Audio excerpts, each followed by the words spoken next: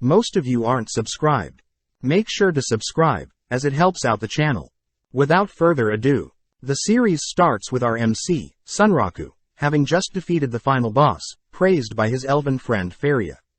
Seeing as he's now done everything he wanted, Sunraku leaps into the air, kicking and slaying Faria.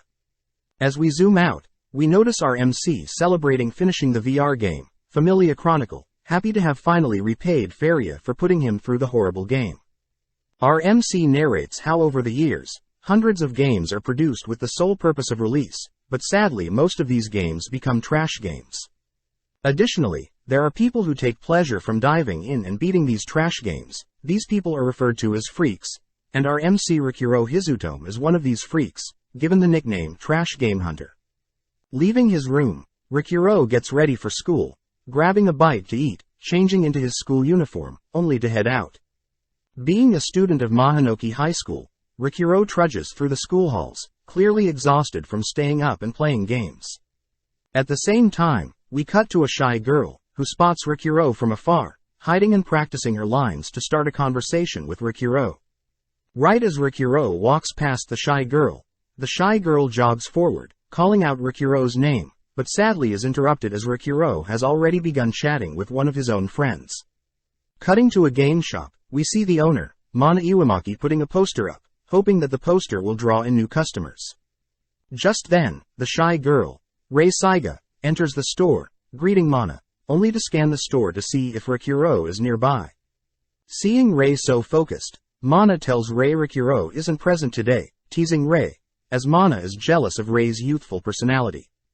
Mana tells Rei that the last she's heard from Rikuro is that he is supposedly playing the trash game, Familia Chronicle, a VR game that has trash NPC dialogue, outrageous enemy attack patterns and hundreds of software bugs.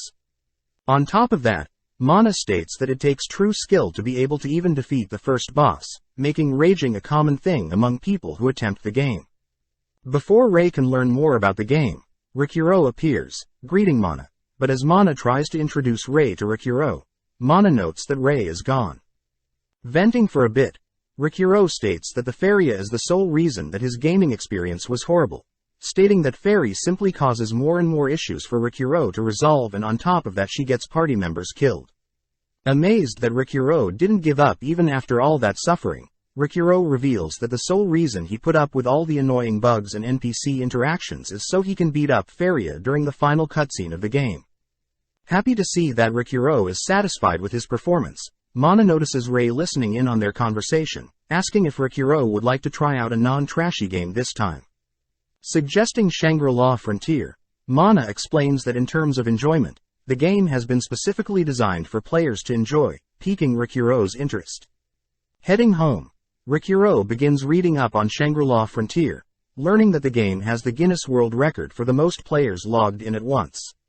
Apparently, the story of the game involves a mysterious group of aliens from space who had crash-landed on the game's planet, where a society of medieval robotic aliens begin to foster. Fascinated by the sci-fi elements of the game along with the thousands of positive reviews, Rikuro boots up the game. Rikuro also learns that Utopia Entertainment Software, along with genius programmer, Tsukuyo Tsukuri, who was the lead programmer for Shangri-La Frontier, getting Rikuro even more excited about the game's world.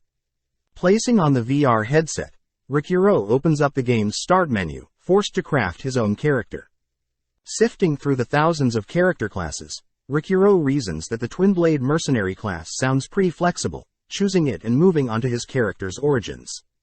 Stumbling across a Wanderer, Rikuro is happy to hear that Wanderers have low defense, but in exchange players have increased luck, allowing for a higher critical strike chance along with a higher loot drop rate. Finally, Rikuro is prompted with the character accessories, shocked that the game gives the player so much freedom with their character designs. Finishing up the final touches, Rikuro unveils his almost naked avatar, proud of the final touches. Rikuro explains that he's personally not into any flashy designs for his character, always preferring powerful weapons over valuable armor. Luckily, Rikuro was able to sell his starting equipment to help for later expenses, but he reasons that he should at least hide his face, hence the bird mask. Finally, Rikuro's game name, Sunraku, is derived from his real-life name, and is a gamer name that Rikuro uses constantly. Just like that, Sunraku is born, only to confirm his final build, laying down and skipping the beginning game dialogue and thrust it into a forest. Checking out the realistic environment, Sunraku notes how his avatar's movements feel very realistic, running towards a tree, only to begin climbing it. Upon reaching the peak of the forest, Sunraku takes a second to admire the vast scenery and take in the fresh breeze.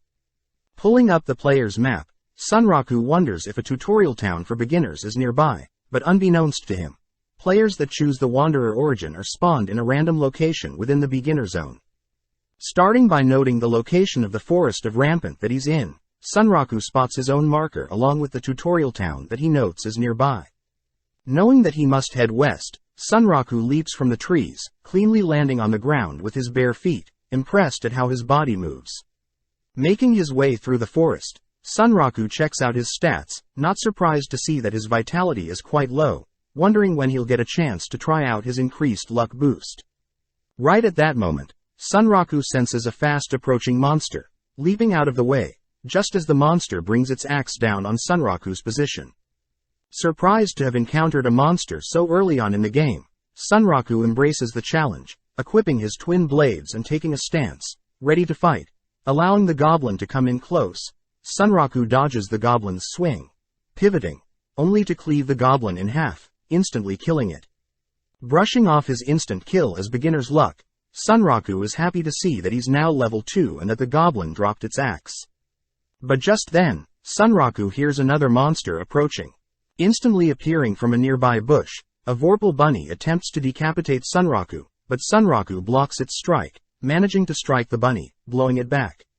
Knowing that he'll perish if the bunny hits him even once, Sunraku gets serious, clashing with the bunny to get a feel for its movements, spotting an opening, only to land a critical strike on the bunny, killing it for good.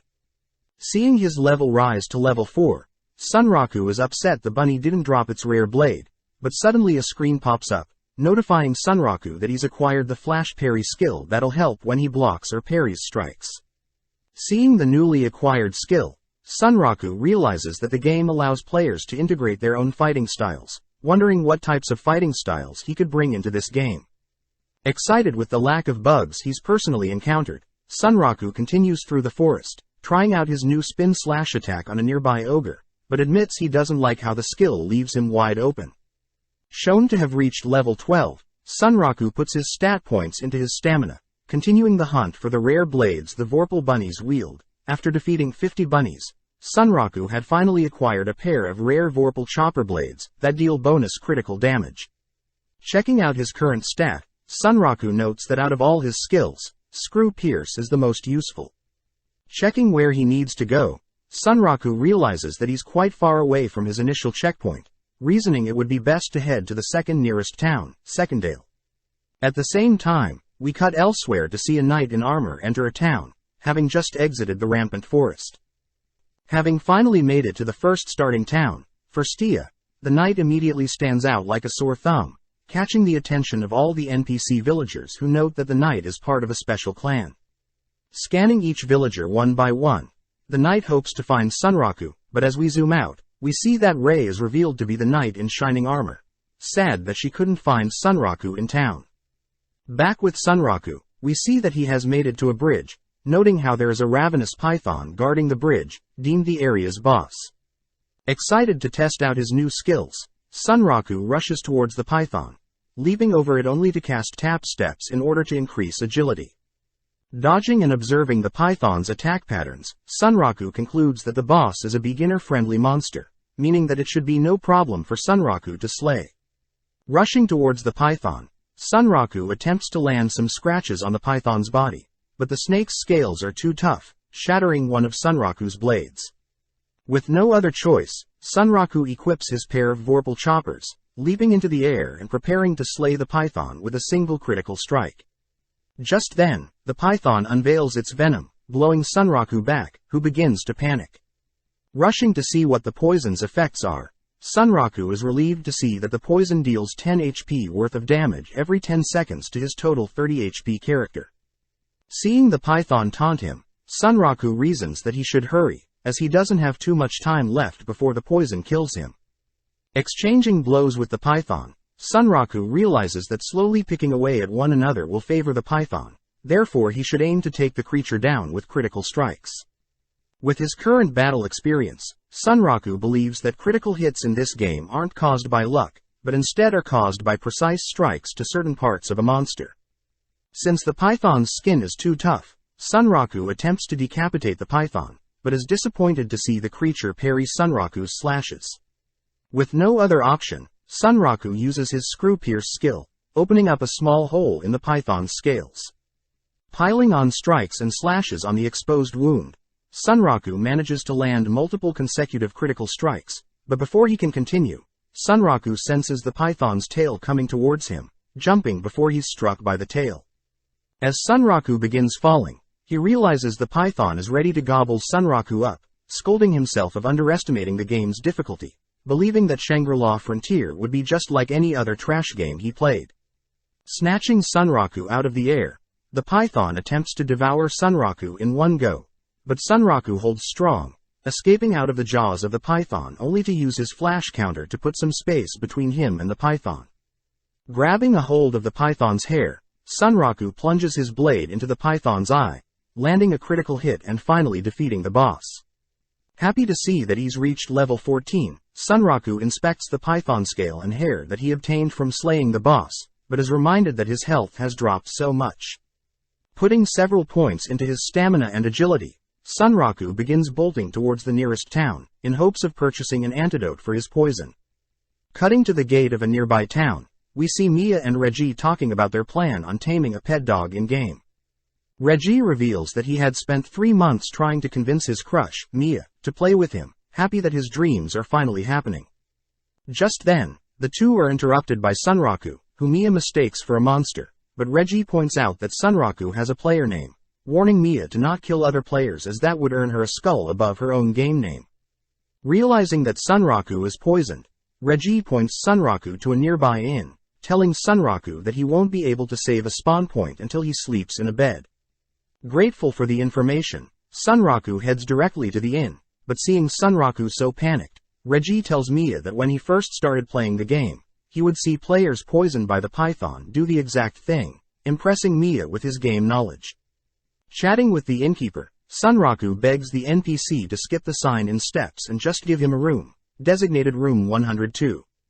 Leaping into bed, Sunraku manages to sleep, right as his HP hits 0, kicking him out of the game. Due to his death in-game, the game notifies him that his stats have been temporarily reduced. The next day, Sunraku begins exploring the town of Secondia, aiming to purchase a map, recovery items and some new equipment.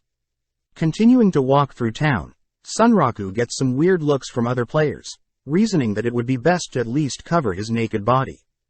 Purchasing some frog leather armor with some defense bonuses, Sunraku heads over to the weapons shop, learning that his goblin axe isn't sold for much. Asking to see the blacksmith's best items, Sunraku is disappointed to see that his Vorpal choppers are far superior than any items listed.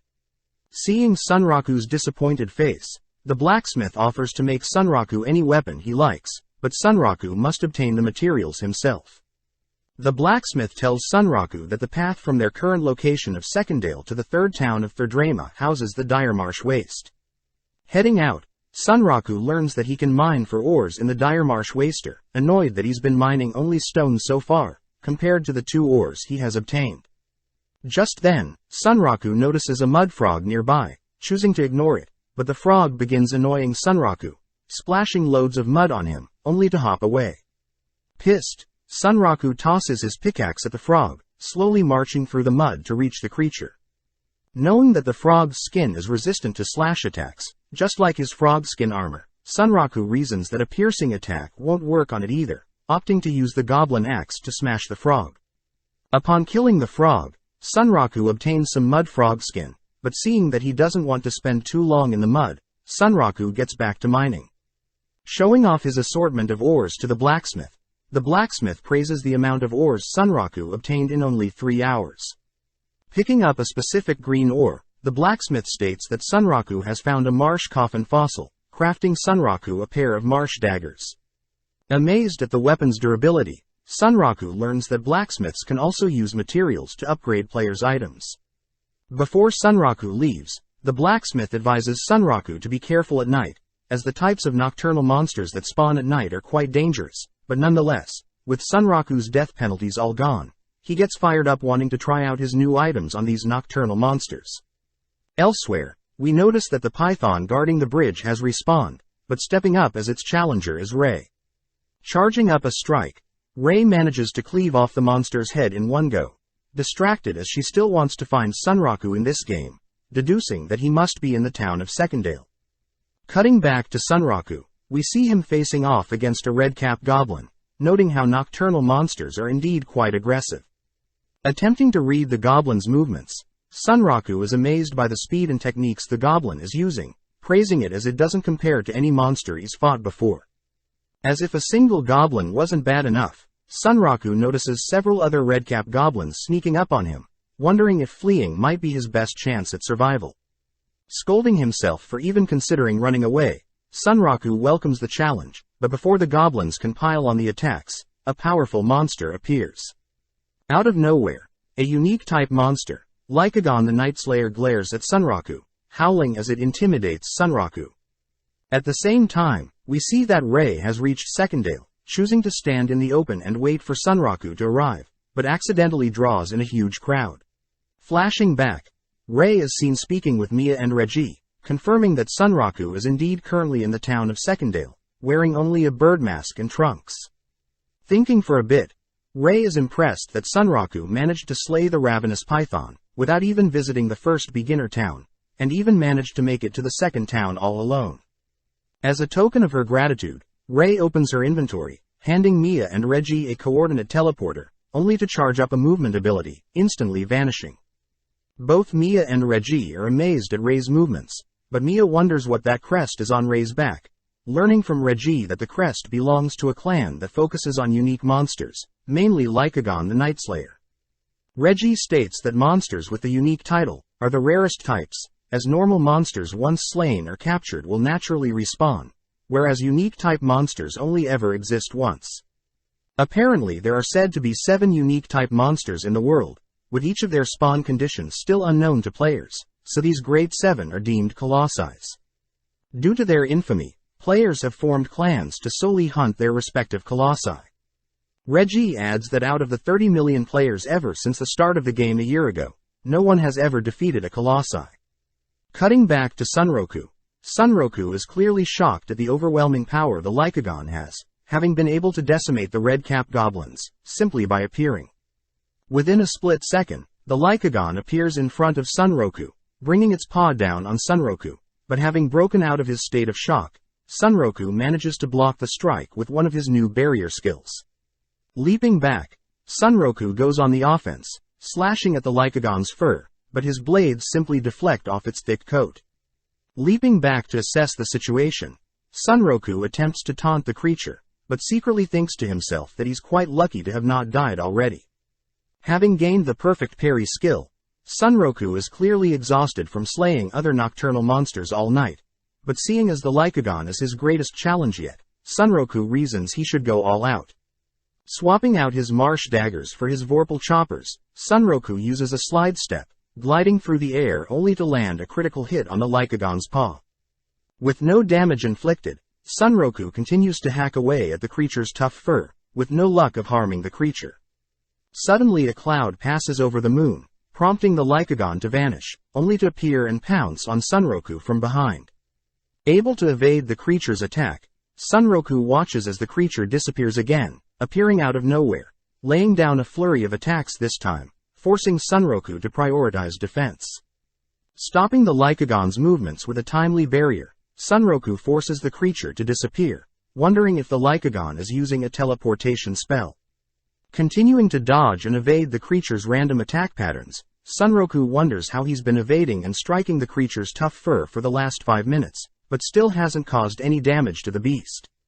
Seeing as the Lycagon's fur is tougher than the ravenous hydra's scales, Sunraku racks his brain to find a way to defeat the creature, as his vorpal choppers are on the brink of breaking.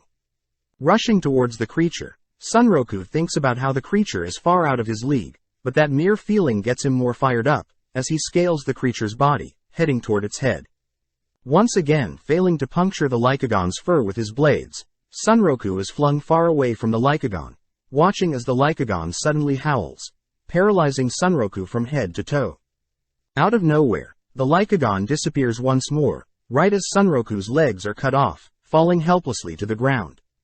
With a single HP remaining, Sunroku admits defeat, but before the Lycagon claims victory, Sunroku states that he'll one day return and personally take down the monster for himself. Being devoured by the Lycagon, Sunroku is marked by the Lycagon's curse, waking back up in his room. Realizing that he's been cursed, Sunroku reads out the effects of the curse, noting how he can't equip any equipment to the parts of the body that have the Lycagon's scars. Monsters of a lower level than Sunroku will automatically flee. Conversations with NPCs will be affected due to the curse. Body parts afflicted by the curse have magic resistance, and that the only way to remove said curse is from the prayer of saints or by slaying the curse user itself. Wondering if he's truly screwed, Sunroku goes on a walk to clear his mind, but gets pissed at his circumstances. Calming himself once more, Sunroku checks out his new stats, seeing that he's currently level 28, having still leveled up simply by fighting the Lycagon. Beginning to distribute his level points, Sunroku ends up placing most of the points in agility and stamina, once again panicking as his defense is so weak, he'll probably perish after a single attack. At the same time, Sunroku spots his luck attribute, wondering if his height luck was the reason he survived with 1 HP after the ferocious attack by the Lycagon.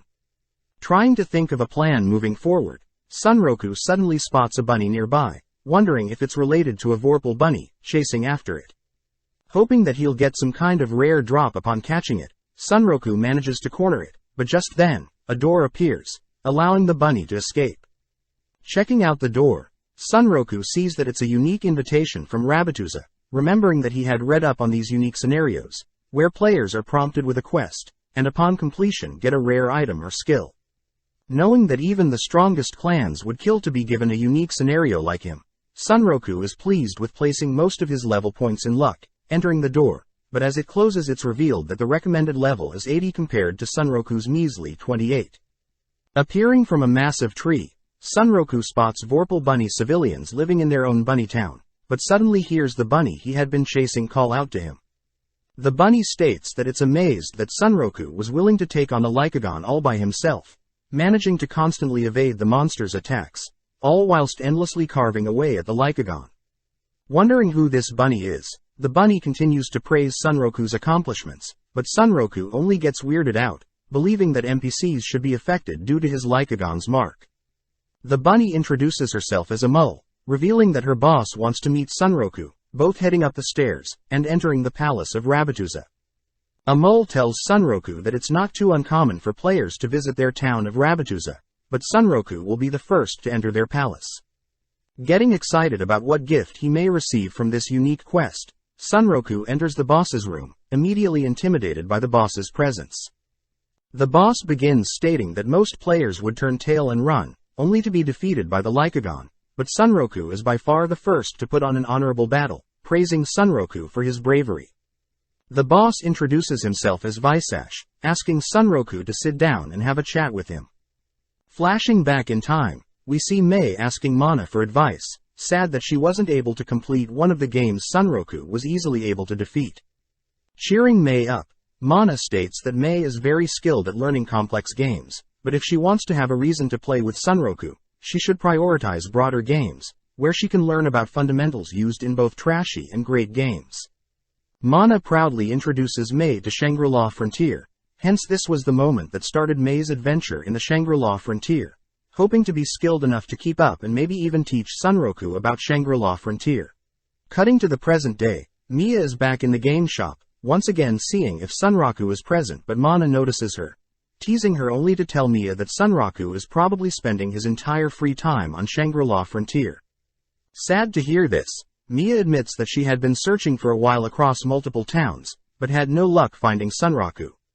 Laughing at Sunroku's unpredicted gaming behavior, Mana encourages Mia to continue searching and that when she does eventually find Sunroku, she should confess her love to him, making Mia all red. Back at Sunroku's home, we see his little sister, Rumi Hizutome, heading out, all whilst he begins reading up on various other player experiences with the tour of Rabbituza. One of the known Rabbituza side quests are triggered when a player slays a higher level monster than the player's current level, using a Vorpal weapon. Upon slaying the monster, a Vorpal bunny will appear, inviting the player to attempt a side quest, where a player is required to save the town of Rabbituza from a Ligonian python. Upon the quest's completion, the player will earn an enchant Vorpal spell, but hearing these conditions, Sunraku notes how this was nothing compared to what he went through. Flashing back, we pick back up from when the boss bunny, Visash, asks if Sunraku would like to have a little chat, praising Sunraku's Vorpal soul. Wondering what a Vorpal soul is, Sunraku realizes that this may be a training quest, where he may earn unique buffs. With no reason to refuse, Sunraku gets onto his knees, bowing his head as he calls Visash older brother. Hearing Sunraku respect him, Visash stands up, glaring at Sunraku only to slowly march towards him, intimidating Sunraku. Surprisingly, Visash thanks Sunraku for addressing him with respect, telling Sunraku that he only offers his unique training to people that respect him. Allowing Sunraku to address him as Vosh, Vosh calls for his daughter, Amul, to give Sunraku a tour of the palace, but Sunraku asks for a break, since he's been logged into the game for quite a while. Seeing as Sunraku needs to take a break, Amul states that she can help Sunraku find an inn, in order to sleep and save as a spawn point. Before Vosh leaves, he tosses a Vorpal soul collar item to Sunraku, which Sunraku is forced to equip. Reading the item, Sunraku is shocked to see that the item halves all experience points that he gains, but in exchange his stat points earned are multiplied by 2.5. Vosh states that people that go through necessary hardship are those that end up becoming the strongest, and this item will help Sunraku foster his Vorpal soul. Back in the present, Sunraku fails to find any articles or player experiences that recount meeting Amul, Vosh, or even entering the palace, meaning that Sunraku is truly the first ever person to enter this unique scenario. Checking the time, Sunraku realizes that he has to meet one of his friends, Katsu, in Berserk Online Passion, or BERP for short, another one of his VR games. BERP is a fighting game that is part of the trash games he's played in the past, and since it's quite an unpopular game, the player base has shrunk substantially, meaning most players know each other. With both Katsu and Sunraku logged in, they both initiate a duel against each other, both agreeing that anything goes in their match. Dashing towards Sunraku, Katsu shows off his new tentacle glitch move, impressing Sunraku, having expected nothing less from a pro gamer. Retaliating, Sunraku unveils his quick draw fist skill, easily matching Katsu's tentacle strikes, who notes that Sunraku's reaction speed is godly. As Sunraku and Katsu's match draws on, other players begin to take note of their duel, surprised that such pros are still playing a trashy game. Unfortunately, a bug in Katsu's texture allows Katsu to defeat Sunraku, unable to defend the bugged strike. Sitting down and catching up with one another, Katsu asks Sunraku if he's truly been spending time on Shangri-La Frontier, laughing at Sunraku's normie behavior. Sunraku tells Katsu about the existence of the 7 colossi, adding that only 4 of them have ever been discovered. Additionally, Sunraku states that he had encountered one of them, claiming that he'll only stop playing once he becomes the very first to defeat one of them. Seeing Sunraku's passion, Katsu admits that he might give the game a go, but adds that he's also messaged another one of their friends about Sunraku playing Shangri-La Frontier. Cutting to a purple-haired girl, Arthur Pencilgun, we see Arthur nonchalantly player killing a group of adventurers in Shangri-La Frontier, notified that Sunraku has started playing the game as well, all whilst we notice Arthur is currently level 99. Back with Sunraku, we see him exiting Rabbituza with Amul, who states that she can create teleportation gates to and from Rabbituza anytime she wants. Wondering why Sunraku has chosen to leave Rabbituza, Sunraku admits that he would love to explore the palace a lot more, but states that he wants to first head over to the third town, Thirdrama, before he continues. Sunraku tells Amul that since summer break has started, hundreds of other players have begun playing Shangri-La Frontier as well, therefore the starting town for Stia has been recently swarmed, and players have been fighting over resources, monster kills and mining spots. Fearing that his current town of Secondia will soon be swarmed with new players as well, Sunraku reasons that he should make his way to the third town of Thirdrama, where he has read as a far bigger location, and only then will Sunraku be able to focus on his unique Rabbituza quest. Happy to hear Sunraku's plan, Amul offers to accompany him, sending Sunraku a party invitation, and reminding Sunraku that he can only enter and exit Rabbituza with her. Upon accepting the quest, Sunraku checks out Amol's stats, amazed that she exceeds him in every category, except speed. Believing the Lycagon's mark is probably one of the conditions to meet Amol and Vosh, Sunraku asks for Amol to hop on his shoulder, beginning to head out of town. Just then, the two are stopped by two other players, both adoring Amol's adorable looks. Asking Amol themselves how they can tame a bunny like her, Sunraku is forced to stop Amol from explaining her reasons for being with him, quickly running off, but gets a photo taken of them together. Now outside the town, Amol asks for Sunraku's plan, but Sunraku is distracted by one of the conditions of his curse. Seeing a goat rushing towards them, Sunraku tests to see if his Lycagon's curse will scare off the lower-level monster, but right on cue, the goat changes courses, instead fleeing from Sunraku. Taking the opportunity to run after the goat, Sunraku manages to cut off the goat's escape path. Sunraku follows up by plunging his blade into the goat, killing it. Praising Sunraku's speed, Sunraku states that he's now verified that he can use the curse to his advantage, therefore he plans to ignore all weaker monsters on their journey, and instead will be heading straight for the next area's boss. With both Amol and Sunraku running to their next destination, Sunraku stops to check his map, confused as the area's boss is supposed to be in the swamp they're currently in. Having left town without asking other players about the next area's boss, Sunraku learns from Amol that the boss they'll be facing is called the Mud Digger, recommending Sunraku that it's crucial to find a way to hold the creature in place. With Amol sensing the boss fast approaching, both Sunraku and Amol watch as the creature emerges from the mud, all whilst Sunraku thinks about the unique feature of the swamp terrain, walking state, a feature that forces players to have one foot in the mud at all times, restricting fast-moving players like Sunraku. Trying to think of an alternative plan to slay the boss without his speed, Sunraku watches the Mud Digger boss leap into the air, only to dive back into the swamp. Spotting the creature in the mud, both Amol and Sunraku grow nervous as the Mud Digger begins making its way towards the two. Asking Amol to hold on tight, Sunraku activates his glide skill, dodging the Mud Digger's advances, following up by equipping his two Vorpal choppers. Knowing that he's much stronger due to his recent battle with the Lycagon, Sunraku meets the Mud Digger's advances head-on, activating his upgraded parry skill, Repel Counter, managing to block and slash the creature in a split second. Putting some distance between him and the boss, Sunraku hears Amol praise his clever thinking, but Sunraku notes that his glide and repel counter skills are the only two spells he can use to evade the Mud Digger's attacks, and sadly they both have 10-second cooldowns. With nowhere to run, Sunraku helplessly watches as the Mud Digger leaps out of the mud, preparing to devour both Sunraku and Amol, but Amol gets serious. Unveiling her Magic Edge spell, Amol manages to intercept the Mud Digger mid-air, temporarily knocking the creature unconscious. Seeing Amol cast a spell, Sunraku realizes that he has only been thinking of soloing the boss, thinking about how he can make use of Amol's skills. Casting a movement spell, and slowly trudging through the mud to close the distance between the unconscious Mud Digger, Sunraku notices the Mud Digger waking up, quickly performing his evolved Screw Pierce skill, Spiral Edge, and using both daggers to knock the creature back. Swiftly scaling the creature with his Edge Climb skill, only to balance on the nose of the Mud Digger, preventing the creature from eating him. Ordering Amol to begin casting another spell, Sunraku times his skills perfectly, casting his Repel Counter to buy them some time, allowing Amol to finish her newly buffed Magic Edge spell. Amol's spell manages to knock the creature out, sending both Sunraku and Amol plummeting to the mud, both taking fall damage. Looking around, Sunraku and Amol realize that the body of the Mud Digger has disappeared, suddenly sensing their feet being pulled deeper into the mud, right as the Mud Digger leaps out of the mud once more.